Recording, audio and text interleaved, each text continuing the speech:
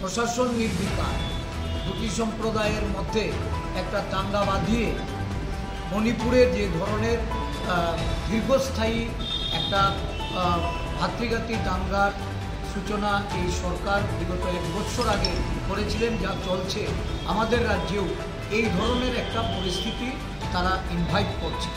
প্রশাসনের এই ভূমিকা নিন্দনীয়।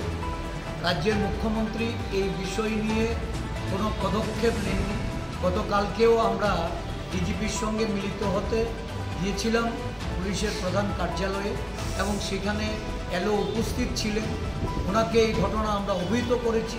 এখন অবধি পদক্ষেপ সেখানে নেই। বিভিন্ন উপজাতি অংশের মানুষ, উপজাতি অংশের মানুষ তারা জঙ্গলে আশ্রয় নিচ্ছে, বাড়িঘর জ্বলছে, দোকানপাট জ্বলছে, থানা ঘেরাও হচ্ছে, থানায় গিয়ে হামলা হুজ্জুতি চলছে।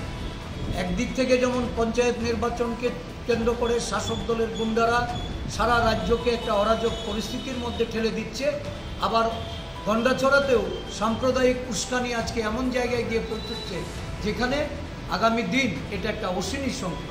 আমরা দাবি করব অবিলম্বে এই ধরনের নিন্দনীয় ঘটনায় প্রশাসন ভূমিকা নিক, শান্তি প্রতিষ্ঠা করুক এবং জাতি উপজাতি সম্প্রীতি রক্ষার্থে কঠোর পদক্ষেপ